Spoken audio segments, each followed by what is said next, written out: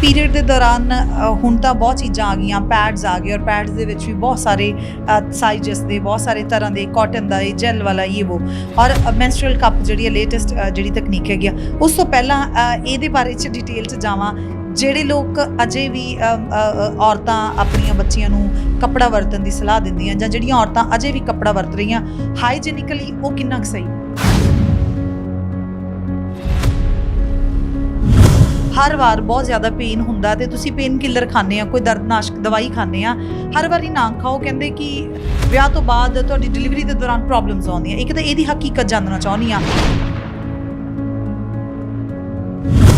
ਹਰ ਵਾਰ ਕੀ ਦਵਾਈ ਲੈਣੀ ਸਹੀ ਹੈ ਜੇ ਪੇਨ ਬਹੁਤ ਜ਼ਿਆਦਾ ਹੁੰਦਾ?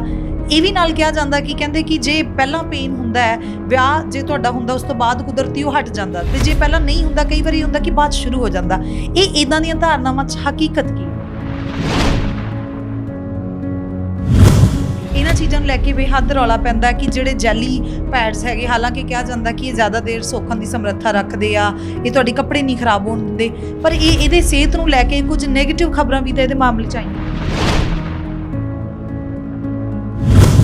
ਇੱਕ ਸਹੀ ਸਮੇਂ ਤੇ ਜਦੋਂ ਬੱਚੀ ਨੂੰ ਪਤਾ ਹੋਣਾ ਚਾਹੀਦਾ ਕਿ ਹੁਣ ਮੇਰੇ ਨਾਲ ਕੁਝ ਚੇਂਜਸ ਹੋਣ ਵਾਲੇ ਆ ਲਾਈਫ ਦੇ ਵਿੱਚ, ਉਹ ਤਿਆਰ ਨਹੀਂ ਹੁੰਦਾ ਬੱਚਾ। ਜਾਂ ਪੁਰਾਣੇ ਜ਼ਮਾਨੇ 'ਚ ਦੇਖੀਏ ਤੇ ਅਸੀਂ ਜਦੋਂ ਪੜ੍ਹਦੇ ਹੁੰਦੇ ਸੀ ਸਕੂਲਾਂ ਦੇ ਵਿੱਚ, ਤੇ ਆਮ ਹੀ ਦੇਖਦੇ ਸੀਗੇ ਕਿ ਜਦੋਂ ਸਕੂਲ ਦੇ ਵਿੱਚ ਕਿਸੇ ਲੜਕੀ ਨੂੰ ਮਾਹਵਾਰੀ ਆਉਣੀ ਤੇ ਉਹਨੂੰ ਪਤਾ ਹੀ ਨਹੀਂ ਸੀ ਹੁੰਦਾ, ਉਹਦੇ ਕੋਲੇ ਜਿਹੜੀ ਜ਼ਰੂਰੀ ਚੀਜ਼ਾਂ ਹੁੰਦੀਆਂ, ਕੱਪੜੇ ਹੁੰਦੇ, ਉਹ ਹੁੰਦੇ ਹੀ ਨਹੀਂ ਸੀ।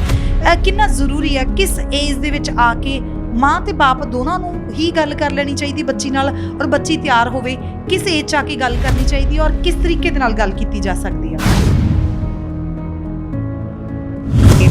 ਕੁਆਰੀਆਂ ਕੁੜੀਆਂ ਦੇ ਜੇ ਸਕਿਨ ਦੇ ਉੱਤੇ ਕੋਈ ਪ੍ਰੋਬਲਮ ਆ ਜਾਂਦੀ ਆ, ਛਾਈਆਂ ਨੂੰ ਲੈ ਕੇ, ਪਿੰਪਲ ਹੋਣੇ, ਇਹ ਨਾਰਮਲ ਚੀਜ਼ ਆ। ਆਮ ਤੌਰ 'ਤੇ ਡਾਕਟਰੀ ਭਾਸ਼ਾ 'ਚ ਕਿਹਾ ਜਾਂਦਾ ਕਿ ਹਾਰਮੋਨਲ ਚੇਂਜਿੰਗ ਹੁੰਦੀਆਂ। ਇਹ ਸਾਰਾ ਕੁਝ ਉਦੋਂ ਵਾਪਰਦਾ ਜਦੋਂ ਵਾਈਟ ਡਿਸਚਾਰਜ ਹੋਣਾ ਸ਼ੁਰੂ ਹੁੰਦਾ। ਵਾਈਟ ਡਿਸਚਾਰਜ ਦਾ ਮਾਹਵਾਰੀ ਨਾਲ ਕਿੰਨਾ ਕੁ ਨੇੜਲਾ ਨਾਤਾ ਹੈ, ਤੇ ਇਹਦੇ ਬਾਰੇ ਜਿਹੜੀਆਂ ਧਾਰਨਾਵਾਂ ਵੀ ਵਿਆਹੇ ਹੋਏ ਹੋਣੀਆਂ ਚਾਹੀਦੀਆਂ, ਕੁਆਰੇ ਹੋਏ ਨਹੀਂ ਹੋਣੀਆਂ ਚਾਹੀਦੀਆਂ, ਇਹ ਕਿੰਨੀਆਂ ਕੁ ਹਕੀਕਤ ਨੇ?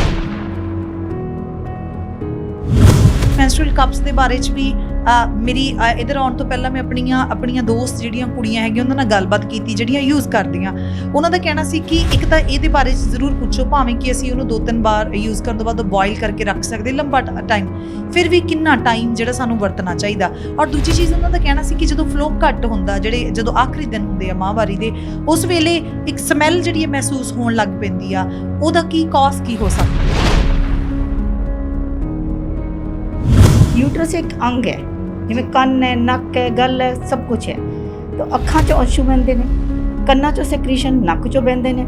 फिर जो यूट्रस डेवलप हो गया, वो चों बहेगा तो क्या प्रॉब्लम है? ये माँ सिखाती है अपने बच्चे नूं। जो पीरियड आए जाते हैं, सब नूं पहले कहती है तू दुखी ना हो, ये तेरी शरीर चों गंदगी निकल गई। ये जिहड़ी गंदी आइडिया, डर, फियर ते शर्म, ये उत्थों शुरू होंदा। ਸਤਿ ਸ਼੍ਰੀ ਅਕਾਲ, ਤੁਸੀਂ ਦੇਖ ਰਹੇ ਹੋ ਔਨ ਏਅਰ ਤੇ ਮੈਂ ਹਾਂ ਰਮਨ ਧੂਰ। ਔਰਤਾਂ ਦੇ ਵਿੱਚ, ਖਾਸ ਤੌਰ 'ਤੇ ਕੁੜੀਆਂ ਦੇ ਵਿੱਚ ਮਾਹਵਾਰੀ ਨੂੰ ਲੈ ਕੇ ਬਹੁਤ ਸਾਰੀਆਂ ਧਾਰਨਾਵਾਂ ਬਣੀਆਂ ਹੋਈਆਂ। ਹਾਲਾਂਕਿ ਅਸੀਂ 21ਵੀਂ ਸਦੀ ਦੇ ਵਿੱਚ ਪ੍ਰਵੇਸ਼ ਕਰ ਚੁੱਕੇ ਹੋਏ ਹਾਂ ਤੇ ਬਹੁਤ ਨਵੀਆਂ ਤਕਨੀਕਾਂ ਜਿਹੜੀਆਂ ਆ ਚੁੱਕੀਆਂ ਹੋਈਆਂ, ਜਿਹੜੀਆਂ ਸਾਡੇ ਹਾਈਜੀਨ ਨੂੰ ਸੁਰੱਖਿਅਤ ਰੱਖਦੀਆਂ, ਸਾਂਭ ਕੇ ਰੱਖਦੀਆਂ, ਪਰ ਨਾਲ ਦੀ ਨਾਲ ਬਹੁਤ ਸਾਰੀਆਂ ਅਜਿਹੀਆਂ ਧਾਰਨਾਵਾਂ ਜਿਹੜੀਆਂ ਅਜੇ ਵੀ ਸਾਡਾ ਪਿੱਛਾ ਨਹੀਂ ਛੱਡ ਰਹੀਆਂ, ਔਰ ਬਹੁਤ ਸਾਰੀਆਂ ਇਹੋ ਜਿਹੀਆਂ ਚੀਜ਼ਾਂ ਦੇ ਵਿੱਚ ਅਸੀਂ ਫਸ ਕੇ ਆਪਣੀ ਸਿਹਤ ਨੂੰ ਨੁਕਸਾਨ ਪਹੁੰਚਾ ਲੈਂਦੇ ਹਾਂ, ਜਿਨ੍ਹਾਂ ਦੇ ਬਾਰੇ ਸਾਨੂੰ ਜਾਣਕਾਰੀ ਨਹੀਂ ਹੁੰਦੀ, ਜਾਂ ਅਸੀਂ ਗਲਤ ਧਾਰਨਾਵਾਂ ਦੇ ਸ਼ਿਕਾਰ ਹੁੰਦੇ ਹਾਂ।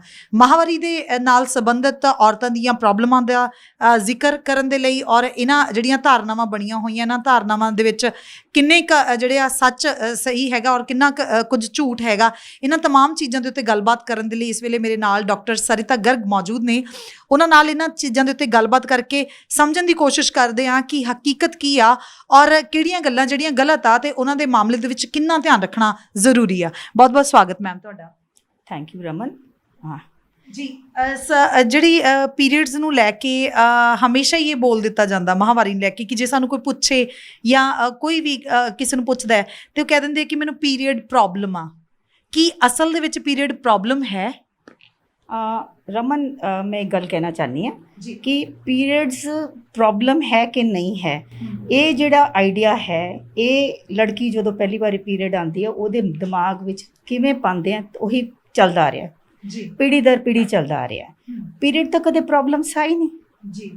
हम ਅਸੀਂ ਕਿਉਂ ਕਹਿੰਦੇ ਪੀਰੀਅਡ ਪ੍ਰੋਬਲਮ ਹੈ? ਯੂਟਰਸ ਇੱਕ ਅੰਗ ਹੈ, ਜਿਵੇਂ ਕੰਨ ਹੈ, ਨੱਕ ਹੈ, ਗੱਲ ਹੈ, ਸਭ ਕੁਝ ਹੈ। ਤਾਂ ਅੱਖਾਂ 'ਚੋਂ ਅੰਸ਼ੂ ਬਹਿੰਦੇ ਨੇ, ਕੰਨਾਂ 'ਚੋਂ ਸੈਕਰੀਸ਼ਨ ਨੱਕ 'ਚੋਂ ਬਹਿੰਦੇ ਨੇ। ਫਿਰ ਜਦੋਂ ਯੂਟਰਸ ਡਿਵੈਲਪ ਹੋ ਗਿਆ ਉਹਦੇ 'ਚੋਂ ਬਹੇਗਾ ਤਾਂ ਕੀ ਪ੍ਰੋਬਲਮ ਹੈ? ਇਹ ਮਾਂ ਸਿਖਾਉਂਦੀ ਹੈ ਆਪਣੇ ਬੱਚੇ ਨੂੰ। ਜਦੋਂ ਪੀਰੀਅਡ ਆਏ ਜਾਂਦੇ ਨੇ ਸਭ ਨੂੰ ਪਹਿਲਾਂ ਕਹਿੰਦੀ ਹੈ ਤੂੰ ਦੁਖੀ ਨਾ ਹੋ, ਇਹ ਤੇਰੀ ਸਰੀਰ 'ਚੋਂ ਗੰਦਗੀ ਨਿਕਲ ਗਈ। ਇਹ ਜਿਹੜੀ ਗੰਦੀ ਆਈਡੀਆ, ਡਰ, ਫੀਅਰ ਤੇ ਸ਼ਰਮ, ਇਹ ਉੱਥੋਂ ਸ਼ੁਰੂ ਹੁੰਦਾ।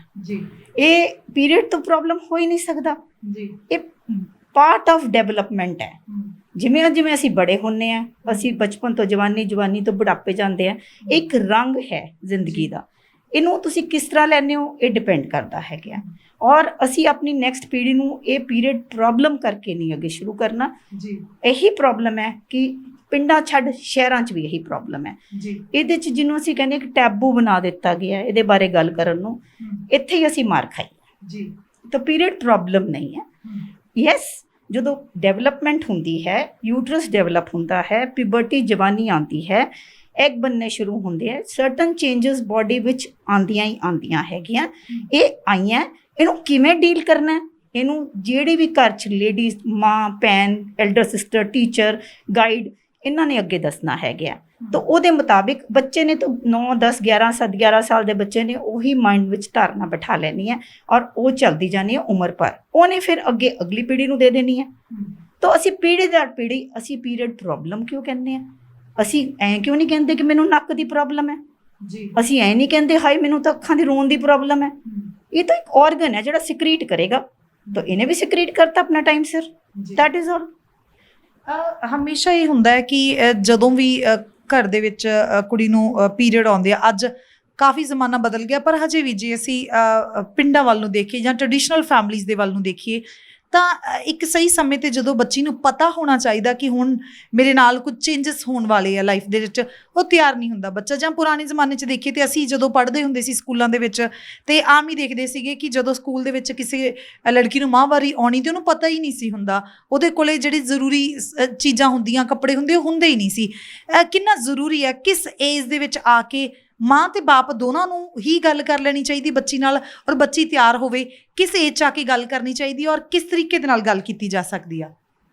ਜੇ ਮੈਂ ਮਤਲਬ ਦੇਖਾਂ ਤਾਂ ਜਿਹੜੇ ਪੀਰੀਅਡਸ ਹੈ ਆਮ ਤੌਰ 'ਤੇ ਔਨ ਐਨ ਐਵਰੇਜ 11-12 ਸਾਲ 'ਤੇ ਆਉਂਦੇ ਆ। World wide average age of starting of period, ਜਿਹਨੂੰ ਅਸੀਂ ਮਿਨਾਰਕੀ ਕਹਿੰਦੇ ਆ, ਉਹ 12 ਸਾਲ ਦੀ ਉਮਰ ਦੇ ਹੈਗੀ ਹੈ। ਬਟ ਇਹ ਪੀਰੀਅਡਸ ਅਸੀਂ ਹੁਣ ਦੇਖੇ 9 ਤੋਂ ਲੈ ਕੇ 16 ਸਾਲ ਤੱਕ ਜਦ ਮਰਜ਼ੀ ਆ ਸਕਦੇ ਨੇ। ਤਾਂ ਮੇਰੇ ਖਿਆਲ ਵਿੱਚ ਜਦੋਂ 8 ਸਾਲ ਦੀ ਬੱਚਾ ਕ੍ਰਾਸ ਕਰ ਜਾਏ ਜਾਂ ਆਲਮੋਸਟ 8 ਦੇ ਐਂਡ ਵਿੱਚ ਹੋਵੇ, ਮਾਂ ਨੂੰ, ਸਪੈਸ਼ਲੀ ਮਾਂ ਨੂੰ, ਇਹਦੇ ਵਾਸਤੇ ਮਾਂ ਦਾ ਐਜੂਕੇਟ ਹੋਣਾ, ਓਪਨ ਹੋਣਾ ਬਹੁਤ ਇੰਪੋਰਟੈਂਟ ਹੈ। ਬੱਚਾ ਤਾਂ ਬੱਚਾ ਹੀ ਹੈ। ਮਾਂ ਨੂੰ ਬੱਚੇ ਨਾਲ ਬੈਠ ਕੇ ਗੱਲ ਕਰਕੇ, ਸਕੂਲਾਂ ਵਿੱਚ ਥੋੜ੍ਹੀ ਬਹੁਤ ਐਜੂਕੇਸ਼ਨ ਇਸ ਬਾਰੇ, ਅਵੇਅਰਨੈਸ, ਓਪਨਨੈਸ ਹੋਣੀ ਚਾਹੀਦੀ ਹੈ ਗੱਲ ਕਰਨ ਵਾਸਤੇ। ਅਤੇ ਅੱਗੇ ਮਾਂ ਨੂੰ ਗਾਈਡ ਕਰਨਾ ਚਾਹੀਦਾ ਕਿ ਇਹ ਟੈਕਨੀਕਲ ਨਾ ਪਤਾ ਹੋਵੇ, ਐਟਲੀਸਟ ਉਹਨੂੰ ਆਪਣੀ ਬੋਡੀ ਨਾਲ ਜੋ ਹੋਇਆ ਉਹ ਤਾਂ ਪਤਾ। ਟੈਕਨੀਕਲ ਪਾਰਟ ਸਕੂਲਾਂ ਦੇ ਮੈਡਮ, ਟੀਚਰ, ਮਤਲਬ ਸਕੂਲਾਂ ਵਿੱਚ ਅਵੇਅਰਨੈਸ ਹੋਣੀ ਚਾਹੀਦੀ ਹੈ। ਜਿਹੜਾ ਅੱਜ ਕੱਲ੍ਹ ਤਾਂ ਸਾਇੰਟੀਫਿਕ ਤਰੀਕੇ ਨਾਲ ਨੌਲੇਜ ਹਰ ਜਗ੍ਹਾ ਅਵੇਲੇਬਲ ਹੈ, ਅਤੇ ਤੁਸੀਂ ਉਹਨੂੰ ਪਾਰਟ ਦੱਸੋ ਕਿ ਕਿਵੇਂ ਕਿਆ ਹੋਣ ਵਾਲਾ ਹੈ, ਕਿਆ ਚੇਂਜਸ ਹੈ, ਇਹਦੇ ਕੀ ਫਾਇਦੇ, ਕੀ ਤੁਹਾਡੇ ਬੋਡੀ ਚੇਂਜਸ ਆਉਣ ਵਾਲੇ ਆ, ਐਂਡ ਕਿਵੇਂ ਡੀਲ ਕਰਨਾ ਹੈ ਕਿ ਤਾਂ ਕਿ ਉਹ ਬੱਚਾ ਸਡਨਲੀ, ਅਸੀਂ ਤਾਂ ਆਮ ਹੀ ਦੇਖਦੇ ਹਾਂ, ਮਾਵਾਂ ਵੀ ਰੋਂਦੀਆਂ ਆਉਂਦੀਆਂ, ਪਿੱਛੇ ਕੋਈ ਮੇਰੇ ਪਾਸ ਆਇਆ 9 ਸਾਲ ਦੀ ਬੱਚੀ ਲੈ ਕੇ, ਮਾਂ ਵੀ ਰੋ ਰਹੀ, ਬੱਚੀ ਵੀ ਰੋ ਰਹੀ, ਕਿਆ ਹੋ ਗਿਆ? ਪੀਰੀਅਡਸ ਆ ਗਏ। ਫਿਰ ਉਹਨੂੰ ਅੱਧਾ ਘੰਟਾ ਲਾ ਕੇ ਕਾਉਂਸਲਿੰਗ ਕੀਤੀ, ਉਹਨੂੰ ਸਮਝਾਇਆ ਕਿ ਬੇਟੇ ਇਹ ਤੇਰਾ ਗਰੋਇੰਗ ਅਪ ਹੈ, ਇਹ ਟਾਈਮ ਹੈ, ਤੂੰ ਅੱਛਾ ਖਾ ਪੀ, ਤੈਨੂੰ ਡਾਈਟ ਕੈਸੀ ਲੈਣੀ ਚਾਹੀਦੀ, ਨੋਰਮਲ ਹੈ, ਇਹਨੂੰ ਕਿਵੇਂ ਡੀਲ ਕਰਨਾ। ਔਰ ਨੈਕਸਟ ਟਾਈਮ ਉਹ ਲੜਕੀ ਮਾਂ ਬਾਪ ਆਏ ਦੋਨੋਂ ਠੀਕ ਸੀਗੇ। ਇਹ ਤਾਂ ਹੁਣ ਡਿਪੈਂਡ ਕਰਦਾ ਹੈ। ਯੈਸ, ਜੇ ਮੈਡੀਕਲ ਪਰਸਨਲ ਕੋਲ ਜਾਂਦੇ ਆ ਉਹਨੂੰ ਵੀ ਗਾਈਡ ਅਕੋਰਡਿੰਗਲੀ ਕਰਨਾ ਚਾਹੀਦਾ ਇਹਨਾਂ ਨੂੰ ਕਿ ਵੀ ਇਹ ਮੈਡੀਕਲ ਪਰਸਨਲ ਹੈ, ਇਹ ਜੋ ਵੀ ਗਾਇਨੋਕੋਲੋਜਿਸਟ, ਜਨਰਲ ਪ੍ਰੈਕਟੀਸ਼ਨਰ, ਉਹਨਾਂ ਕੋਲ ਵੀ ਅਗਰ ਜਾਂਦੇ ਆ ਉਹਨਾਂ ਨੂੰ ਵੀ ਟਾਈਮ ਦੇਣਾ ਚਾਹੀਦਾ ਇਹਨਾਂ ਨੂੰ ਦੱਸਣ ਵਾਸਤੇ ਕਿ ਵੀ ਐਟਲੀਸਟ ਕਾਉਂਸਲਿੰਗ ਵਾਸਤੇ। ਪੀਰੀਅਡਸ ਦੇ ਦੌਰਾਨ ਇਹ ਸਧਾਰਨ ਗੱਲ ਹੈ ਕਿ ਦਰਦ ਹੁੰਦਾ ਹੈ, ਪੇਨ ਹੁੰਦਾ, ਪੂਰੀ ਬਾਡੀ ਦੁਖਣ ਲੱਗ ਜਾਂਦੀ ਆ, ਜਾਂ ਥੋੜ੍ਹੀ ਸੁਸਤੀ ਹੋ ਜਾਂਦੀ ਆ, ਕਈਆਂ ਦਾ BP ਲੋ ਹੋ ਜਾਂਦਾ। ਇਹ ਤੋਂ ਬਿਨਾਂ ਹੋਰ ਕਿਹੜੇ ਲੱਛਣ ਆ ਜਿਹੜੇ ਨਵੇਂ ਹੋਣ ਔਰ ਆਉਂਦੇ ਹੋਣ? ਕਿਉਂਕਿ ਬਹੁਤ ਸਮਾਂ ਬਦਲ ਗਿਆ, ਪਹਿਲਾਂ ਜਿੰਨੇ ਨਾ ਤਾਂ ਸਾਡੇ ਕੋਲੇ ਕੰਮ ਆ, ਪਹਿਲਾਂ ਜਿੰਨੇ ਐਕਟਿਵਨੈਸ ਨਹੀਂ ਹੈਗੀ, ਔਰ ਕਿਤੇ ਨਾ ਕਿਤੇ ਜਿਹੜਾ ਨੈਟਵਰਕ ਦੀ ਛਤਰ ਛਾਇਆ 'ਚ ਰਹਿੰਦੇ ਆ, ਉਹਨਾਂ ਚੀਜ਼ਾਂ ਦਾ ਅਸਰ ਆ। ਕਿਹੜੇ ਨਵੇਂ ਸਾਈਨ ਜਿਹੜੇ ਲੱਗਦੇ ਆ ਤੁਹਾਨੂੰ ਕਿ ਇਹਨਾਂ ਚੀਜ਼ਾਂ ਤੋਂ ਬਿਨਾਂ ਵੀ ਹੋ ਸਕਦੇ ਆ? ਦੇਖੋ ਪੀਰੀਅਡਸ ਆਉਣ ਵੇਲੇ ਦੋ ਪੋਰਸ਼ਨ ਵਿੱਚ ਪ੍ਰੋਬਲਮਸ ਹੁੰਦੀਆਂ। ਇੱਕ ਤਾਂ ਪੀਰੀਅਡਸ ਆਉਣ ਤੋਂ ਕੁਝ ਦਿਨ ਪਹਿਲਾਂ, ਜਿਹਨੂੰ ਅਸੀਂ ਕਹਿੰਦੇ ਪ੍ਰੀ ਮੈਂਸਟਰਲ ਸਿੰਡਰੋਮ, ਕਿ ਮੈਂਸਸ ਆਉਣ ਤੋਂ 2-3 ਦਿਨ ਪਹਿਲਾਂ ਬੋਡੀ ਵਿੱਚ ਚੇਂਜਸ ਜਾਂ 5-7 ਦਿਨ ਪਹਿਲਾਂ ਵਿੱਚ ਕਈ ਵਾਰ ਚੇਂਜਸ ਆ ਜਾਂਦੀਆਂ। ਆਮ ਤੌਰ ਤੇ ਪੀਰੀਅਡਸ ਇਹ ਜਿਹੜੀਆਂ ਹੈਗੀਆਂ ਨੋਰਮਲੀ ਪੀਰੀਅਡਸ ਮਤਲਬ ਆਉਂਦੇ ਨੇ 28 ਦਿਨ ਬਾਅਦ, ਜਾਂ ਫਿਰ ਕਿਸੇ ਨੂੰ ਜਲਦੀ ਆ ਜਾਂਦੇ ਨੇ 21 ਦਿਨ ਤੋਂ ਪਹਿਲਾਂ, ਜਾਂ ਕਿਸੇ ਨੂੰ ਇੱਕ ਹਫ਼ਤਾ ਟੱਪਣ ਤੋਂ ਬਾਅਦ 21 to 31 ਡੇਜ਼ ਅਸੀਂ ਨੋਰਮਲ ਲੈ ਕੇ ਚੱਲਦੇ ਹਾਂ। ਸੋ ਜਿਹੜੀਆਂ ਪ੍ਰੋਬਲਮਸ ਪੀਰੀਅਡ ਤੋਂ ਪਹਿਲਾਂ ਆਉਂਦੀਆਂ ਉਹਨੂੰ ਅਸੀਂ ਕਹਿੰਦੇ ਪ੍ਰੀ ਮੈਂਸਟਰਲ ਸਿੰਡਰੋਮ, ਜਿਵੇਂ ਇਰੀਟੇਬਲ ਹੋਣਾ, ਚਿੜਚਿੜਾਪਨ ਆ ਜਾਣਾ, ਤੇ ਕਈਆਂ ਨੂੰ ਲੂਜ਼ ਮੋਸ਼ਨਸ ਲੱਗ ਜਾਂਦੀਆਂ, ਔਰ ਕਈਆਂ ਨੂੰ ਬਲੋਟਿੰਗ ਹੋ ਜਾਂਦੀ ਹੈ, ਕਈਆਂ ਨੂੰ ਬ੍ਰੈਸਟ ਵਿੱਚ ਹੈਵੀਨੈਸ ਹੋ ਜਾਂਦੀ ਹੈ, ਕਈਆਂ ਨੂੰ ਵੋਮਿਟਿੰਗ ਵੀ ਲੱਗ ਜਾਂਦੀ ਹੈ। ਇਹ ਪੀਰੀਅਡਸ ਇਹ ਪ੍ਰੀ ਮੈਂਸਟਰਲ ਸਿੰਡਰੋਮ 'ਚ ਆ ਜਾਂਦਾ। ਫਿਰ ਦੂਸਰਾ ਪਾਰਟ ਹੈ ਪੇਨ ਦਾ, ਜਿਹੜਾ ਡਿਊਰਿੰਗ ਸਾਈਕਲ ਆਉਂਦਾ। ਡਿਊਰਿੰਗ ਸਾਈਕਲ ਪੇਨ ਵੀ ਹੋ ਸਕਦਾ ਹੈ, ਅਬਡੋਮਨ ਵਿੱਚ, ਪੇਟ ਵਿੱਚ ਮਤਲਬ ਵੱਟ ਪੈਣਾ, ਤੇ ਕਈਆਂ ਨੂੰ ਜੇ ਜ਼ਿਆਦਾ ਕਲੌਟਸ ਆਉਂਦੇ ਤਾਂ ਜ਼ਿਆਦਾ ਪੇਨਫੁਲ ਹੋ ਜਾਂਦੇ ਨੇ, ਔਰ ਡਿਊਰਿੰਗ ਸਾਈਕਲ ਵੀ ਕਈਆਂ ਨੂੰ ਲੂਜ਼ ਮੋਸ਼ਨ, ਵੋਮਿਟਿੰਗ ਲੱਗ ਜਾਂਦੀ ਹੈ। ਸੋ ਦੀਜ਼ ਆਰ ਦੋ ਪਾਰਟਸ ਜਿਨ੍ਹਾਂ ਨੂੰ ਡੀਲ ਹੋਣਾ ਚਾਹੀਦਾ ਹੈਗਾ। ਜਿਹੜੇ ਪ੍ਰੀ ਮੈਂਸਟਰਲ ਸਿੰਡਰੋਮ ਹੈ, ਅਗਰ ਤੋਂ ਸਭ ਨਾਲ ਪਹਿਲਾਂ ਅਸੀਂ ਗੱਲ ਕਰਕੇ ਚੱਲਦੇ ਹਾਂ, ਅਸੀਂ ਕਾਉਂਸਲਿੰਗ ਕਰਕੇ ਚੱਲਦੇ ਹਾਂ। ਅਸੀਂ ਫਿਰ ਉਹਨਾਂ ਦੀ ਡਾਇਟਰੀ ਕਾਉਂਸਲਿੰਗ ਕਰਦੇ ਹਾਂ ਕਿ ਅਗਰ ਬਲੋਟਿੰਗ ਹੈ ਤੁਸੀਂ ਐਡ ਔਨ ਸਾਲਟ ਨਾ ਲਓ, ਟੇਬਲ ਸਾਲਟ ਨਾ ਲਓ, ਅੱਛਾ ਨਿਊਟ੍ਰੀਸ਼ੀਅਸ ਡਾਇਟ ਖਾਓ, ਔਰ ਜੰਕ ਘੱਟ ਖਾਓ। ਮਤਲਬ ਅੱਜ ਦੇ ਬੱਚੇ ਤਾਂ ਪੀਜ਼ੇ, ਪਾਸਤੇ, ਕੋਕ ਦੇ ਬਣੇ ਹੋਏ ਬੱਚੇ ਨੇ, ਤੇ ਤੁਹਾਨੂੰ ਜੰਕ ਘੱਟ ਖਾਓ। You are going to be better hydration ਕਰੋ, ਪਾਣੀ ਖੁੱਲਾ ਪੀਓ, ਔਰ ਫਿਰ ਨੋਰਮਲੀ ਨਹੀਂ ਲੋੜ ਪੈਂਦੀ ਅਗਰ ਪ੍ਰੀ ਮੈਂਸਟਰਲ ਵਾਸਤੇ। ਬਟ ਅਗਰ ਪ੍ਰੀ ਮੈਂਸਟਰਲ ਸਿੰਡਰੋਮ ਵਿੱਚ ਅਗਰ ਕਿਸੇ ਦਾ ਹੈਡੇਕ ਹੋਵੇ ਜਾਂ ਵੋਮਿਟਿੰਗ ਹੋਵੇ, ਪਰ ਉਹ ਦੋਨਾਂ ਗੱਲਾਂ ਦੀਆਂ ਕੋਈ ਡਾਕਟਰ ਨੂੰ ਮਿਲਣਾ ਚਾਹੀਦਾ ਹੈ, ਔਰ ਅਗਰ ਇਹਨਾਂ ਦੀ ਮੈਡੀਕੇਸ਼ਨ ਲੈਣ 'ਚ ਕੋਈ ਹਰਜ ਨਹੀਂ, ਔਰ ਲੈਣੀ ਚਾਹੀਦੀ ਹੈ। ਹੁਣ ਰਹੀ ਮਾਹਵਾਰੀ ਦੇ ਦੌਰਾਨ ਪੇਨ ਹੋਣ ਦੀ, ਜਿਹੜੀ ਤਾਂ ਹੈਗੀ ਹੈ ਮਾਹਵਾਰੀ ਦੇ ਦੌਰਾਨ ਪੇਨ ਹੋ ਰਹੇ, ਇਹਨੂੰ ਅਸੀਂ ਡਿਸਮਨੋਰੀਆ ਕਹਿੰਦੇ ਹਾਂ। ਔਰ ਡਿਸਮਨੋਰੀਆ ਇਜ਼ ਨੋਰਮਲ, ਡਿਪੈਂਡ ਕਰਦਾ ਕਿ ਕਿਹਨੂੰ ਕਿੰਨਾ ਡਿਸਮਨੋਰੀਆ ਮਤਲਬ ਪੇਨ ਡਿਊਰਿੰਗ ਪੀਰੀਅਡਸ ਦੇ ਦੌਰਾਨ। ਔਰ ਉਹ ਜੇ ਤਾਂ ਥੋੜੇ ਬਹੁਤ ਹੈ, ਅਸੀਂ ਕਹਿੰਦੇ ਹਾਂ ਹੌਟ ਵਾਟਰ ਬੋਟਲ ਲੈ ਲਓ, ਸਰ ਜਾਏਗਾ। ਜੇ ਹੌਟ ਵਾਟਰ ਬੋਟਲ ਤੇ ਰੈਸਟ ਨਾਲ ਨਹੀਂ ਸਰਦਾ, ਦੈਨ ਇਹਦੇ ਵਿੱਚ ਕੋਈ ਹਰਜ ਨਹੀਂ ਕਿ ਵੀ ਅਸੀਂ ਇਹਨੂੰ ਮੈਡੀਕੇਸ਼ਨ ਦਈਏ, ਐਂਟੀਸਪਾਜ਼ਮੋਟਿਕ ਦਈਏ। ਔਰ ਇਹਦੇ 'ਚ ਬਿਲਕੁਲ ਵਹਿਮ ਦੀ ਗੱਲ ਹੈ, ਬਿਲਕੁਲ ਮਿਥ ਹੈਗੇ ਆ ਕਿ ਅਸੀਂ ਜੇ ਦਵਾਈ ਦੇਵਾਂਗੇ ਤਾਂ ਪੀਰੀਅਡਸ ਘੱਟ ਜਾਣਗੇ ਜਾਂ ਕੋਈ ਹੋ ਜਾਣਗੇ। ਬਿਲਕੁਲ ਨਹੀਂ, ਬਿਲਕੁਲ ਨਹੀਂ। ਉਸ ਲੜਕੀ ਨੂੰ ਇੰਨੀ ਐਗਨੀ ਵਿੱਚ ਕਰੀਏ ਕਿਉਂ, ਜਿਸ ਚੀਜ਼ ਵਾਸਤੇ ਉਹ ਡਰੇਗੀ ਹਰ ਮਹੀਨੇ। ਉਹ ਪੀਰੀਅਡਸ ਆਉਣ ਤੋਂ ਪਹਿਲਾਂ ਉਹਦਾ ਤੈਅ ਹੋ ਜਾਏਗਾ। ਔਰ ਅਸੀਂ ਦੇਖਿਆ ਸਕੂਲ ਡ੍ਰੌਪ ਆਊਟਸ ਬਹੁਤ ਹੋਣ ਲੱਗ ਗਏ ਇਹਦੇ ਕਰਨ ਨਾਲ, ਕਿ ਬੱਚੇ ਘਰ ਬਹਿ ਜਾਂਦੇ ਨੇ, ਕੁਝ ਤਾਂ ਡਰ ਨਾਲ ਬਹਿ ਜਾਂਦੇ, ਕੁਝ ਸ਼ਰਮ ਨਾਲ ਰਹਿ ਜਾਂਦੇ, ਕੁਝ ਦਰਦ ਨਾਲ ਬਹਿ ਜਾਂਦੇ ਨੇ। ਤਾਂ ਉਹਨੂੰ ਬੱਚੇ ਨੂੰ ਕੰਫਰਟੇਬਲ ਕਿਉਂ ਨਾ ਕਰੀਏ। ਅਸੀਂ ਸ਼ੁਰੂ ਦੇ ਦਿਨਾਂ 'ਚ ਕਈ ਵਾਰੀ ਮਤਲਬ ਥੋੜ੍ਹੀ ਦੇਰ ਬਾਅਦ ਦਵਾਈ ਦਿੰਦੇ ਹਾਂ, ਤਾਂ ਵਿਦ ਪੈਸੇਜ ਆਫ ਟਾਈਮ ਕੁਝ ਤਾਂ ਬੱਚਾ ਯੂਜ਼ਡ ਟੂ ਹੋ ਜਾਂਦਾ ਹੈ, ਲੜਕੀ ਯੂਜ਼ਡ ਹੋ ਜਾਂਦੀ ਹੈ, ਕੁਝ ਆਪਣੇ ਆਪ ਥੋੜ੍ਹਾ ਬਹੁਤ ਬੈਟਰ ਹੋ ਜਾਂਦਾ, ਪੇਨ ਰਿਲੀਵ ਹੋ ਜਾਂਦਾ। ਇਹਦੇ ਬਾਰੇ ਮੈਮ ਧਾਰਨਾਵਾਂ ਬਹੁਤ ਸਾਰੀਆਂ ਬਣੀਆਂ ਹੋਈਆਂ, ਉਹਦੇ ਬਾਰੇ 'ਚ ਵੀ ਮੈਂ ਹਕੀਕਤ ਜਾਣਨਾ ਚਾਹੁੰਦੀ ਹਾਂ, ਕਿਉਂਕਿ ਸਾਡੇ ਘਰਾਂ 'ਚ ਜੋ ਬਜ਼ੁਰਗ ਮਾਵਾਂ ਨੇ ਕਹਿ ਦਿੱਤਾ, ਭਾਵੇਂ ਉਹ ਪੜ੍ਹੀਆਂ ਲਿਖੀਆਂ ਨਾ ਹੋਣ, ਵਿਗਿਆਨਿਕ ਜਿਹੜੇ ਤੱਥਾਂ ਦੇ ਉੱਤੇ ਉਹ ਗੱਲ ਸਹੀ ਬੈਠੇ ਚਾਹੇ ਨਾ ਬੈਠੇ, ਅਸੀਂ ਉਹ ਮੰਨ ਰਹੇ ਹਾਂ ਬੜੇ ਲੰਬੇ ਸਮੇਂ ਤੋਂ। ਚਾਹੇ ਉਹ ਪੇਨ ਨੂੰ ਲੈ ਕੇ ਹੋਣ, ਆਮ ਤੌਰ 'ਤੇ ਕਹਿ ਦਿੱਤਾ ਜਾਂਦਾ ਵੀ ਜੇ ਤੁਹਾਨੂੰ ਹਰ ਵਾਰ ਬਹੁਤ ਜ਼ਿਆਦਾ ਪੇਨ ਹੁੰਦਾ ਤੇ ਤੁਸੀਂ ਪੇਨ ਕਿਲਰ ਖਾਂਦੇ ਆ, ਕੋਈ ਦਰਦਨਾਸ਼ਕ ਦਵਾਈ ਖਾਂਦੇ ਆ, ਹਰ ਵਾਰੀ ਨਾ ਖਾਓ। ਕਹਿੰਦੇ ਕਿ ਵਿਆਹ ਤੋਂ ਬਾਅਦ ਤੁਹਾਡੀ ਡਿਲੀਵਰੀ ਦੇ ਦੌਰਾਨ ਪ੍ਰੋਬਲਮਸ ਆਉਂਦੀਆਂ। ਇੱਕ ਤਾਂ ਇਹਦੀ ਹਕੀਕਤ ਜਾਣਨਾ ਚਾਹੁੰਦੀ ਹਾਂ। ਦੂਜਾ, ਹਰ ਵਾਰ ਕੀ ਦਵਾਈ ਲੈਣੀ ਸਹੀ ਹੈ ਜੇ ਪੇਨ ਬਹੁਤ ਜ਼ਿਆਦਾ ਹੁੰਦਾ? ਇਹ ਵੀ ਨਾਲ ਕਿਹਾ ਜਾਂਦਾ ਕਿ ਕਹਿੰਦੇ ਕਿ ਜੇ ਪਹਿਲਾਂ ਪੇਨ ਹੁੰਦਾ ਹੈ, ਵਿਆਹ ਜੇ ਤੁਹਾਡਾ ਹੁੰਦਾ, ਉਸ ਤੋਂ ਬਾਅਦ ਕੁਦਰਤੀ ਉਹ ਹਟ ਜਾਂਦਾ, ਤੇ ਜੇ ਪਹਿਲਾਂ ਨਹੀਂ ਹੁੰਦਾ, ਕਈ ਵਾਰੀ ਹੁੰਦਾ ਕਿ ਬਾਅਦ ਸ਼ੁਰੂ ਹੋ ਜਾਂਦਾ। ਇਹ ਇਦਾਂ ਦੀਆਂ ਧਾਰਨਾਵਾਂ 'ਚ ਹਕੀਕਤ ਕੀ ਹੈ? ਦੱਸੋ ਮੈਨੂੰ ਇੱਕ ਗੱਲ ਦੱਸੋ, ਤੁਹਾਡਾ ਸਿਰ ਦਰਦ ਹੋਊਗਾ, ਤੁਸੀਂ ਦਵਾਈ ਖਾਓਗੇ? ਮੈਨੂੰ ਦੱਸੋ, ਤੁਸੀਂ ਖਾਓਗੇ ਨਾ? ਫਿਰ ਤੁਹਾਡਾ ਕੋਈ ਲੱਤ ਵਿੱਚ ਦਰਦ ਹੋਏਗਾ, ਤੁਸੀਂ ਦਵਾਈ ਖਾਓਗੇ? ਫਿਰ ਉਹਦੇ ਵਿੱਚ ਕਿਉਂ ਤੁਸੀਂ ਕਹਿੰਦੇ ਹੋ ਕਿ ਨਹੀਂ ਲੈਣਾ?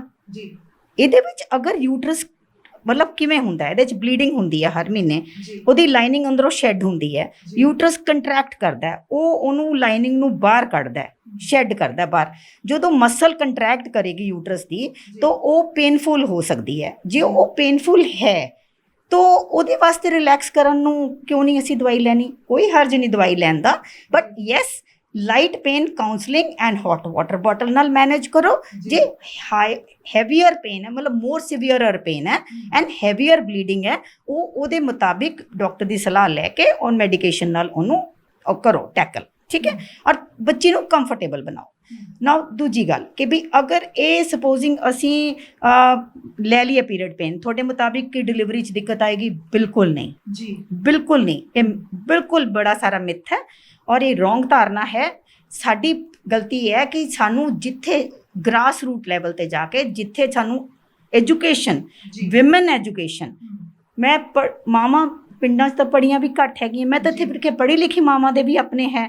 ਇੱਕ ਤਾਂ ਪਿੰਡਾਂ 'ਚ ਅਲੱਗ ਪ੍ਰੋਬਲਮ ਹੈ, ਸ਼ਹਿਰਾਂ 'ਚ ਅਲੱਗ ਪ੍ਰੋਬਲਮ ਹੈ। ਪਿੰਡਾਂ ਵਿੱਚ ਹੈਗੇ ਆ, ਉਹਨਾਂ ਨੂੰ ਨੌਲੇਜ ਘੱਟ ਹੈ, ਪੀੜ੍ਹੀ ਦਰ ਪੀੜ੍ਹੀ ਜਿਹੜੀ ਸਮਝ ਆ ਗਈ ਉਹ ਅੱਗੇ ਪਾਸ ਔਨ ਕਰਦੇ ਜਾਂਦੇ ਆ। ਸ਼ਹਿਰਾਂ ਦੀ ਪ੍ਰੋਬਲਮ ਹੈ, ਇੰਟਰਨੈਟ ਦੀ ਪ੍ਰੋਬਲਮ ਹੈ, ਜਿਹੜੀ ਔਨ ਗੂਗਲ ਦੀ ਨੌਲੇਜ ਹੈ, ਹਾਫ ਨੌਲੇਜ ਹੈ, ਫੁੱਲ ਤਾਂ ਹੁੰਦੀ ਨਹੀਂ ਉਹਨਾਂ ਨੂੰ, ਬਸ ਫਿਰ ਅੱਧੀ ਕੁ ਨੌਲੇਜ ਹੋਈ, ਅੱਧੀ ਕੁ ਪਤਾ, ਜਾਂ ਫਿਰ ਅਸੀਂ ਆਲੇ ਦੁਆਲੇ ਕਿੱਟੀ ਪਾਰਟੀ 'ਚ ਬੈਠੇ 4 ਬੰਦਿਆਂ ਨੇ ਗੱਲ ਕੀਤੀ, ਉਹਦੇ ਮੁਤਾਬਿਕ ਅੱਗੇ ਪਤਾ ਚੱਲ ਗਿਆ। ਸਾਰੀ ਗੱਲ ਤਾਂ ਹੈ ਕਿ ਵੀ ਐਟਲੀਸਟ ਟੈਕਨੀਕਲ ਨੌਲੇਜ ਨਹੀਂ ਹੈ। ਟੂ ਮਾਈ ਮਾਈਂਡ ਕਿ ਐਟਲੀਸਟ ਗਾਇਨੀ ਸੈਕਟਰ ਰਹਿ ਕੇ, ਮੈਂ ਪਿੱਛੇ ਕਾਫੀ 3-4 ਸਾਲ ਪਹਿਲਾਂ ਇਹ ਕੈਰੀ ਕੀਤੀ ਸੀਗੀ, ਮੈਂਸਟਰਲ ਹਾਈਜੀਨ, ਮੈਂਸਟਰਲ ਪ੍ਰੋਬਲਮਸ, ਮੈਂ ਕਈ ਸਕੂਲ ਕਵਰ ਕੀਤੇ ਸੀਗੇ ਇਹਦੇ ਵਿੱਚ, ਮੈਂਸਟਰਲ ਹਾਈਜੀਨ ਵਿੱਚ। तो मैनू काफ़ी लग्या कि बहुत सारे सवाल है बच्चों के, बहुत सारे सवाल है बच्चों के, और बच्चों की हिम्मत नहीं होंदी सवाल की। उन्होंने दसना मनता है कि साडा कोई ऐसी गल नहीं है कि जे थोड़ी पहला अगर तुसी पेन किलर ले लेने हो या एंटीस्पाजमोडिक ले लेने मेडिसिन तो तुसी मच बैटर फील करोगे थ्रू आउट, तुसी पीरियड्स तो डरोगे नहीं, और जदों थोड़ी प्रेगनेंसी या डिलीवरी होएगी ਉਹਦੇ 'ਚ कोई प्रॉब्लम नहीं होनी। ਇੱਕ ਕੁਆਰੀਆਂ ਕੁੜੀਆਂ ਦੇ ਮਾਮਲੇ 'ਚ ਇੱਕ ਹੋਰ ਜਿਹੜੀ ਆ ਬਹੁਤ ਵੱਡੀ ਧਾਰਨਾ ਜਿਹੜੀ ਆਮ ਹੀ ਸੁਣਨ ਨੂੰ ਮਿਲਦੀ ਹੈ ਤੇ ਮੈਂ ਚਾਹੁੰਦੀ ਹਾਂ ਕਿ ਤੁਹਾਡੇ ਜ਼ਰੀਏ ਉਹ ਵੀ ਥੋੜੀ ਕਲੀਅਰ ਕਰੀਏ। ਕੁਆਰੀਆਂ ਕੁੜੀਆਂ ਦੇ ਜੇ ਸਕਿਨ ਦੇ ਉੱਤੇ ਕੋਈ ਪ੍ਰੋਬਲਮ ਆ ਜਾਂਦੀ ਆ, ਛਾਈਆਂ ਨੂੰ ਲੈ ਕੇ, ਪਿੰਪਲ ਹੋਣੇ, ਇਹ ਨਾਰਮਲ ਚੀਜ਼ ਆ। ਆਮ ਤੌਰ 'ਤੇ ਡਾਕਟਰੀ ਭਾਸ਼ਾ 'ਚ ਕਿਹਾ ਜਾਂਦਾ ਕਿ ਹਾਰਮੋਨਲ ਚੇਂਜਿੰਗ ਹੁੰਦੀਆਂ। ਇਹ ਸਾਰਾ ਕੁਝ ਉਦੋਂ ਵਾਪਰਦਾ ਜਦੋਂ ਵਾਈਟ ਡਿਸਚਾਰਜ ਹੋਣਾ ਸ਼ੁਰੂ ਹੁੰਦਾ। ਵਾਈਟ ਡਿਸਚਾਰਜ ਦਾ ਮਾਹਵਾਰੀ ਨਾਲ ਕਿੰਨਾ ਕੁ ਨੇੜਲਾ ਨਾਤਾ ਹੈ, ਤੇ ਇਹਦੇ ਬਾਰੇ ਜਿਹੜੀਆਂ ਧਾਰਨਾਵਾਂ ਵੀ ਵਿਆਹੇ ਹੋਏ ਹੋਣੀਆਂ ਚਾਹੀਦੀਆਂ, ਕੁਆਰੇ ਹੋਏ ਨਹੀਂ ਹੋਣੀਆਂ ਚਾਹੀਦੀਆਂ, ਇਹ ਕਿੰਨੀਆਂ ਕੁ ਹਕੀਕਤ ਦੇ ਨੇੜੇ ਆ? ਨਾਓ ਤੁਸੀਂ ਦੋ ਪ੍ਰੋਬਲਮਸ ਦੀ ਗੱਲ ਕਰ ਰਹੇ ਹੋ। ਇੱਕ ਤੁਸੀਂ ਗੱਲ ਕਰ ਰਹੇ ਹੋ ਫੇਸ ਤੇ ਹੇਅਰ ਤੇ ਪਿੰਪਲ ਦੇ ਬਾਰੇ 'ਚ, ਠੀਕ ਹੈ। ਦੂਸਰੀ ਪ੍ਰੋਬਲਮ ਗੱਲ ਕਰ ਰਹੇ ਹੋ white discharge the. They are to separate, ਠੀਕ ਹੈ। ਹੁਣ ਪਹਿਲੇ ਤੇ ਆਓ ਤੁਸੀਂ ਪਿੰਪਲਸ ਤੇ ਹੇਅਰ, ਠੀਕ ਹੈ। ਹੁਣ ਜਿਹੜੇ ਪਿੰਪਲਸ ਨੇ ਉਹ ਹਾਰਮੋਨਲ ਚੇਂਜਸ ਹੈ ਡੈਫੀਨੇਟਲੀ, ਜਿਹਦੇ there are two type of hormone ਸਾਡੇ ਬੋਡੀ 'ਚ, female hormones and male hormones. Female body 'ਚ ਫੀਮੇਲ ਜ਼ਿਆਦਾ ਹੁੰਦੇ, ਮੇਲ ਬੋਡੀ 'ਚ ਮੇਲ ਜ਼ਿਆਦਾ ਹੁੰਦੇ ਨੇ। ਫੀਮੇਲ ਵਿੱਚ ਈਸਟ੍ਰੋਜਨ ਪ੍ਰੋਜੈਸਟਰੋਨ ਜਿਹਨੂੰ ਅਸੀਂ ਕਹਿੰਦੇ ਫੀਮੇਲ ਹਾਰਮੋਨ, ਤੇ ਮੇਲ ਹਾਰਮੋਨ ਐਂਡਰੋਜਨਸ ਉਹ ਘੱਟ ਹੁੰਦੇ ਨੇ, ਫੀਮੇਲ ਹਾਰਮੋਨ ਜ਼ਿਆਦਾ ਹੁੰਦੇ ਨੇ, ਠੀਕ ਹੈ। ਜਦੋਂ ਅਸੀਂ ਚੇਂਜ ਹੁੰਦੇ ਹਾਂ, ਪਿਬਰਟੀ ਵਿੱਚ ਜਾਂਦੇ ਹਾਂ, ਜਸਟ 14-15 ਸਾਲ ਦੀ 13 ਸਾਲ ਦੀ ਉਮਰ ਵਿੱਚ, ਜਦੋਂ ਸਾਡੇ ਈਸਟ੍ਰੋਜਨ ਫੀਮੇਲ ਹਾਰਮੋਨ ਡਿਵੈਲਪ ਹੋ ਰਹੇ, ਵੱਧ ਰਹੇ ਹੁੰਦੇ ਨੇ, ਓਨਲੀ ਜਦ ਤੱਕ ਹਲੇ ਐਂਡਰੋਜਨਸ ਮੇਲ ਹਾਰਮੋਨ ਹੁੰਦੇ ਨੇ, ਤਦ ਤੱਕ ਪਿੰਪਲਸ ਦੇ ਚਾਂਸਸ ਹੁੰਦੇ ਨੇ। ਅਸੀਂ ਆਮ ਦੇਖਦੇ ਨੇ ਯੰਗਸਟਰਸ ਪਿੰਪਲਸ ਹੁੰਦੇ ਨੇ, ਗ੍ਰੈਜੂਅਲੀ ਠੀਕ ਹੋ ਜਾਂਦੇ ਨੇ। ਨਾਓ ਇੱਕ ਹੋਰ ਪ੍ਰੋਬਲਮ ਹੈ ਜਿਹਨੂੰ ਅਸੀਂ ਕਹਿੰਦੇ ਹਾਰਮੋਨਲ ਇੰਬੈਲੈਂਸ। ਹਾਰਮੋਨਲ ਇੰਬੈਲੈਂਸ ਦਾ ਮਤਲਬ ਇਹ ਹੈ ਕਿ ਸਾਡੇ ਮੇਲ ਤੇ ਫੀਮੇਲ ਹਾਰਮੋਨ ਵਿੱਚ ਤਾਲਮੇਲ ਜਿਹੜਾ ਹੈਗਾ ਉਹ ਵਿਗੜ ਗਿਆ, ਠੀਕ ਹੈ। ਅਸੀਂ ਇੱਕ ਪ੍ਰੋਬਲਮ ਹੁੰਦੀ ਹੈ ਜਿਹਨੂੰ ਅਸੀਂ PCOD ਕਹਿੰਦੇ ਆ, ਪੋਲੀਸਿਸਟਿਕ ਓਵੇਰੀਅਨ ਡਿਜ਼ੀਜ਼। ਪੋਲੀਸਿਸਟਿਕ ਮੀਨਸ ਐਕਚੁਅਲੀ ਕੀ ਹੁੰਦਾ, ਇਹਨੂੰ ਸਮਝਣ ਵਾਸਤੇ 2 ਮਿੰਟ ਮੈਂ ਤੁਹਾਨੂੰ ਟੈਕਨੀਕਲੀ ਸਮਝਾਉਂਦੀ ਹਾਂ। ਤੇ ਨਾਰਮਲੀ ਕੀ ਹੁੰਦਾ, ਯੂਟਰਸ ਦੇ ਸਾਈਡ ਤੇ ਅੰਡੇਦਾਨੀਆਂ ਜਿਹਨੂੰ ਓਵਰੀ ਕਹਿੰਦੇ ਆ, ਉਹ ਓਵਰੀ ਜਿਹੜੀ ਹੈਗੀ ਹੈ ਉਹ ਹਰ ਮਹੀਨੇ ਇੱਕ ਅੰਡਾ ਬਣਾਉਂਦੀ ਹੈ, 1 ਤੋਂ 2, ਇੱਕ ਮਹੀਨਾ ਇੱਕ ਓਵਰੀ ਬਣਾਉਂਦੀ, ਅਗਲੇ ਮਹੀਨੇ ਦੂਜੀ। ਇਹ ਨਾਰਮਲ ਰੂਟੀਨ ਹੈ, ਪਰ ਥੋੜੀ ਵੇਰੀਏਸ਼ਨ ਹੋ ਸਕਦੀ ਹੈ, ਠੀਕ ਹੈ। ਜਦੋਂ ਐਗ ਬਣਦਾ ਹੈ, ਐਗ ਬਾਹਰ ਨਿਕਲਦਾ ਹੈ, ਉਹ ਤੋਂ ਬਾਅਦ ਕੁਝ ਹਾਰਮੋਨਸ ਇਹ ਸਾਰੇ ਪ੍ਰੋਸੈਸ ਵਿੱਚ ਬਣ ਜਾਂਦੇ ਨੇ ਜਿਹਨੂੰ ਅਸੀਂ ਈਸਟ੍ਰੋਜਨ ਪ੍ਰੋਜੈਸਟਰੋਨ ਬਣਦੇ ਨੇ। ਇਹ ਪ੍ਰੋਪਰ ਸਾਈਕਲ ਹੁੰਦਾ ਹੈ। ਫਿਰ ਲਾਈਨਿੰਗ ਬਣਦੀ ਹੈ ਯੂਟਰਸ ਦੀ, ਫਿਰ ਉਹ ਜੇ ਪ੍ਰੈਗਨੈਂਸੀ ਨਹੀਂ ਹੁੰਦੀ ਤਾਂ ਲਾਈਨਿੰਗ ਬਾਹਰ ਨਿਕਲ ਆਉਂਦੀ ਹੈ, ਠੀਕ ਹੈ। This is normal.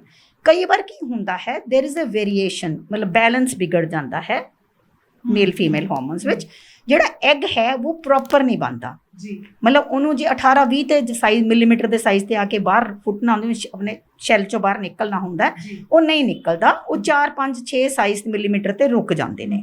ਤੇ ਫਿਰ ਕੀ ਹੁੰਦਾ, ਇੱਕ ਡੋਮੀਨੈਂਟ, ਇੱਕ ਵੱਡਾ ਨਹੀਂ ਬਣਦਾ। ਇੱਕੋ ਹੀ ਐਗ ਬਣਨਾ ਹੁੰਦਾ ਉਸ ਓਵਰੀ ਚੋਂ 1 ਮਹੀਨੇ 'ਚ ਤਕਰੀਬਨ, ਜੇ ਅਸੀਂ ਕੋਈ ਦਵਾਈ ਨਾ ਦਈਏ ਤਾਂ ਇੱਕੋ ਹੀ ਬਣਦਾ ਮੋਸਟਲੀ, ਠੀਕ ਹੈ। ਤੇ ਉਹ ਨਹੀਂ ਨਿਕਲਦਾ, ਮਲਟੀਪਲ ਬਣਨ ਲੱਗ ਜਾਂਦੇ ਨੇ। ਜਦੋਂ ਮਲਟੀਪਲ ਬਣਨ ਲੱਗ ਜਾਂਦੇ, ਨਾ ਤਾਂ ਪ੍ਰੋਪਰਲੀ ਆਉਂਦੀ ਹੈ ਗਰੋਥ ਹੁੰਦੀ ਹੈ, ਨਾ ਐਗ ਬਣਦਾ, ਨਾ ਹਾਰਮੋਨ ਬੈਲੈਂਸ ਹੁੰਦੇ ਨੇ। ਫਿਰ ਇਹਨਾਂ ਦਾ ਤਾਲਮੇਲ ਮੇਲ ਫੀਮੇਲ ਹਾਰਮੋਨਸ ਦਾ ਵਿਗੜ ਜਾਂਦਾ ਹੈ, ਜਾਂ ਫਿਰ ਕਿਸੇ ਨੂੰ ਥਾਇਰੋਇਡ ਹੋਏ ਤਦ ਵੀ ਵਿਗੜ ਜਾਂਦਾ ਹੈ। ਇਸ ਤਾਲਮੇਲ ਵਿਗੜਨ ਵਿੱਚ ਡੋਮੀਨੇਸ਼ਨ ਆਫ ਮੇਲ ਹਾਰਮੋਨਸ ਵੀ ਹੋ ਸਕਦੇ ਨੇ, ਵੈਸੇ ਵੀ ਮੇਲ ਹਾਰਮੋਨ ਵਧੇ ਹੋ ਸਕਦੇ ਨੇ। ਤਾਂ ਉਸ ਕੇਸ ਵਿੱਚ ਬਿਲਕੁਲ ਜਿਹੜੀ ਲੁੱਕ ਹੈਗੀ ਹੈ ਗ੍ਰੈਜੂਅਲੀ ਮੇਲ ਟਾਈਪ ਮੀਨਸ ਅਸੀਂ ਦੇਖਦੇ ਬॉयਜ਼ ਨੂੰ ਐਕਨੀ ਜ਼ਿਆਦਾ ਹੁੰਦੀ, ਪਿੰਪਲਸ ਜਿਹਨੂੰ ਅਸੀਂ ਕਹਿੰਦੇ ਹਾਂ, ਤਾਂ ਗ੍ਰੈਜੂਅਲੀ ਉਹਨਾਂ ਦੇ ਪਿੰਪਲਸ ਹੋ ਜਾਂਦੇ ਨੇ ਜਾਂ ਫਿਰ ਫੇਸ਼ੀਅਲ ਹੇਅਰ ਹੋਣ ਲੱਗ ਜਾਂਦੇ ਆ। ਜੇ ਐਸਾ ਕੁਝ ਹੋਵੇ ਤਾਂ ਥਰਡ ਸਟੈਪ ਕੀ ਹੁੰਦਾ, ਵੇਸਟ ਬੜੀ ਹੋ ਜਾਂਦੀ ਹੈ, ਸਟ੍ਰੇਟ ਮਤਲਬ ਫਿਗਰ ਚੇਂਜ ਹੋ ਜਾਂਦੀ ਹੈ, ਜਾਂ ਫਿਰ ਪੀਰੀਅਡਸ ਪਹਿਲੇ ਘਟ ਜਾਂਦੇ ਨੇ, ਫਿਰ ਡਿਲੇ ਹੋ ਕੇ ਆਉਂਦੇ ਨੇ, ਕਈ ਵਾਰ ਮਿਸ ਹੋਣ ਲੱਗ ਜਾਂਦੇ ਨੇ।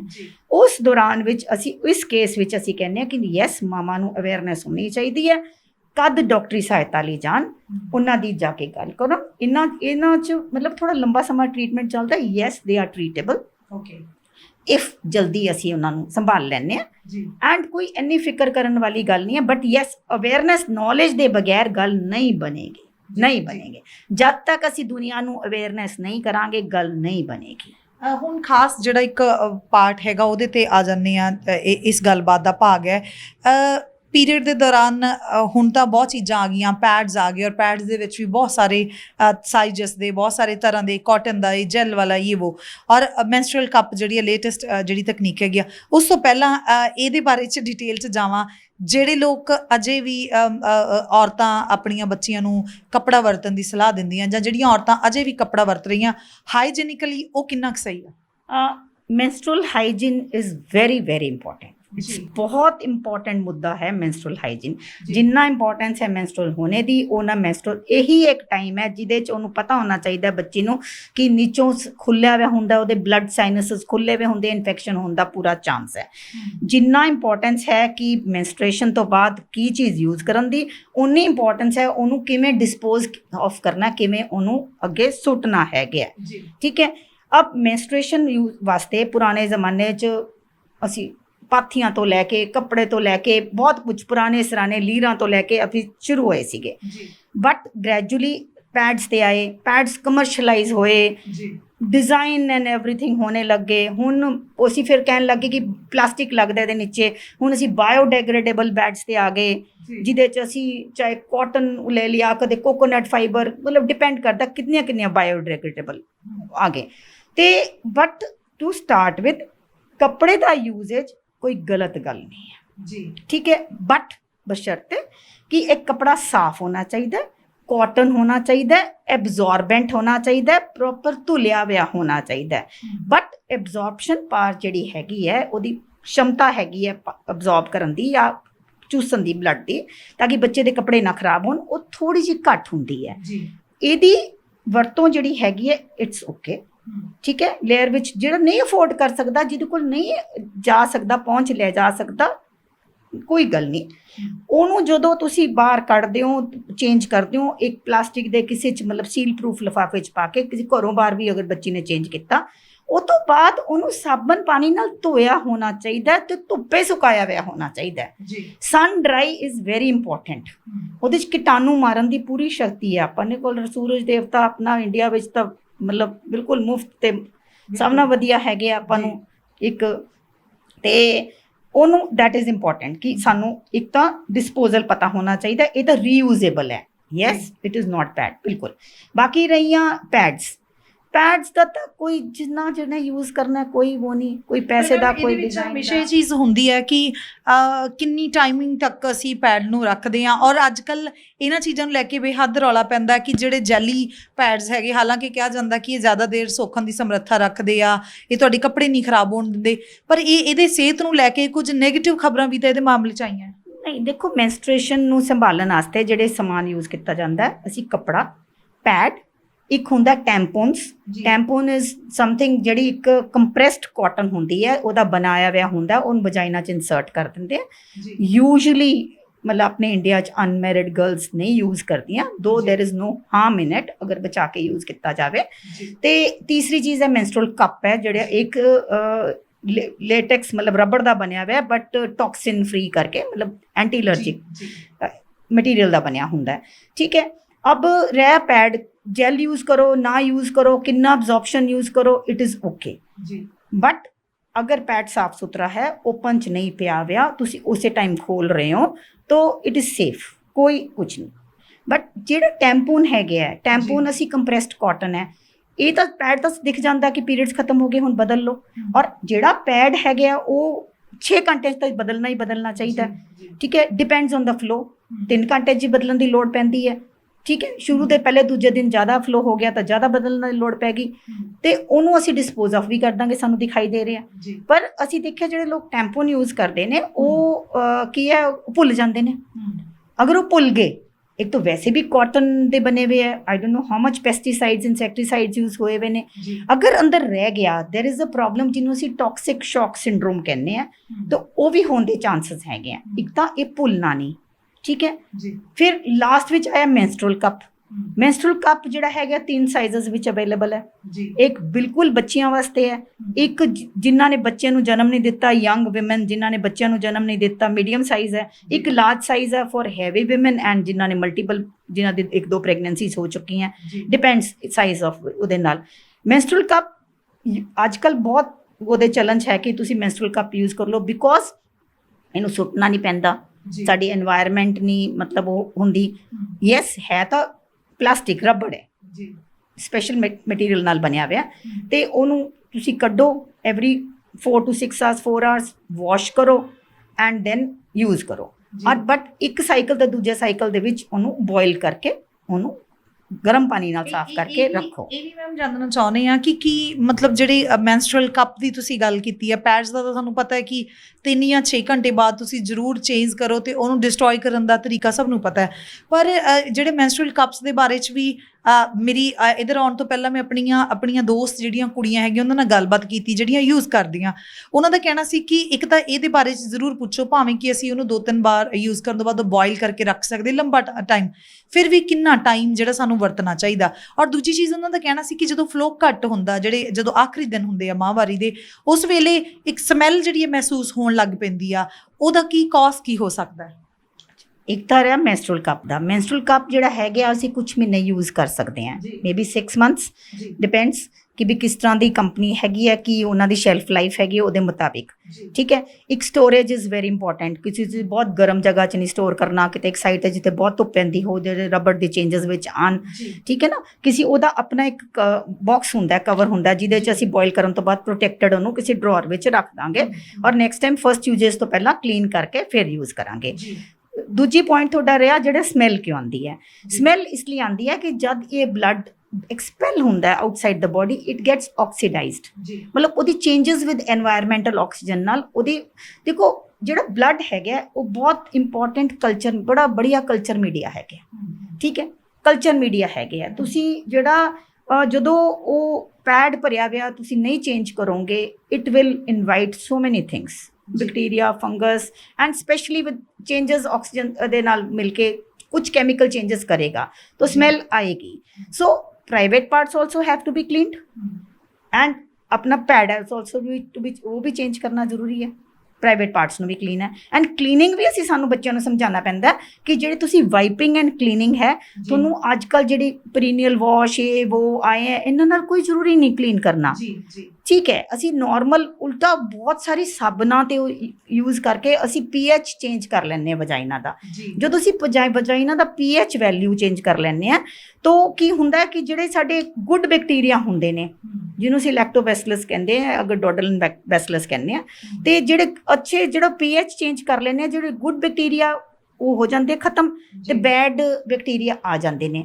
ਸਿੰਪਲ ਪਲੇਨ ਵਾਟਰ ਨਾਲ ਕਰੋ ਐਂਡ ਓਕੇਜਨਲੀ ਸੋਮ ਵਾਟਰ ਨਾਲ ਕਲੀਨ ਕਰੋ, ਐਂਡ ਅਗਰ ਵਾਈਪਿੰਗ ਕਰਨੀ ਹੈ ਜਾਂ ਕਲੀਨਿੰਗ ਕਰਨੀ ਹੈ, ਫਰੰਟ ਟੂ ਬੈਕ ਕਰਨ, ਬੈਕ ਟੂ ਫਰੰਟ ਨਾ ਕਰਨ, ਕਿਉਂਕਿ ਉਹਦੇ ਪਿੱਛੇ ਆਪਣੇ ਏਰੀਆ ਜਿਹਦੇ 'ਚ ਆਪਣਾ ਖਾਣਾ ਪੀਣੇ ਦਾ ਵੇਸਟ ਜਾਂਦਾ ਹੈਗਾ ਇਨਸ ਏਰੀਆ, ਤੇ ਉਹਨੂੰ ਕਰਾਂਗੇ ਤਾਂ ਅਸੀਂ ਆਪਣੇ ਵਜਾਈਨਾ ਨੂੰ ਕੰਟੈਮੀਨੇਟ ਕਰ ਲਾਂਗੇ, ਉਹਨਾਂ ਨੂੰ ਮਤਲਬ ਅਸੀਂ ਇਨਫੈਕਸ਼ਨ ਦੇਣ ਦਾ ਜ਼ਿਆਦਾ ਚਾਂਸ ਹੈਗੇ। ਔਰ ਇਸ ਦੌਰਾਨ ਜਦੋਂ ਬਲੀਡਿੰਗ ਦੇ ਦੌਰਾਨ ਆਲ ਦਾ ਸਾਈਨਸ ਸਾਰੇ ਖੁੱਲ੍ਹੇ ਹੁੰਦੇ, ਇਨਫੈਕਸ਼ਨ ਦੇ ਚਾਂਸਸ ਜ਼ਿਆਦਾ ਹੁੰਦੇ ਨੇ। ਤਾਂ ਦਿਸ ਇਜ਼ ਦਾ ਟਾਈਮ ਅਸੀਂ ਉਹਨਾਂ ਨੂੰ ਕਹਿੰਦੇ ਹਾਂ ਕਿ ਵੀ ਨਹੀਂ। ਔਰ ਬਾਕੀ ਯੰਗ ਲੇਡੀਜ਼ ਜਿਹੜੀਆਂ ਮੈਰਿਡ ਹੈਗੀਆਂ ਜਾਂ ਜਿਹੜੀ ਸੈਕਸ਼ੂਅਲੀ ਐਕਟਿਵ ਹੈਗੀਆਂ, ਉਹਨਾਂ ਨੂੰ ਅਸੀਂ ਕਹਿੰਦੇ ਹਾਂ ਕਿ ਇਨ ਕੇਸ ਆਪਨੇ ਨੋਰਮਲੀ ਮਤਲਬ ਕੋਈ अदरवाइज नेगेटिव पॉइंट नहीं है कि भी they can not have sex during periods, but protected होवे, बिकॉज इसमें चांसेस ऑफ इन्फेक्शन जड़े हैगे है, चाहे वो हैपेटाइटिस बी है, चाहे मतलब अदर इन्फेक्शंस हैं, क्लैमिडिया है, वो इन्फेक्शंस होने चांसेस ज़्यादा होंगे ने, कैरी करन दे चांसेस ज़्यादा होंगे ड्यूरिंग मेंस्ट्रुअल साइकिल।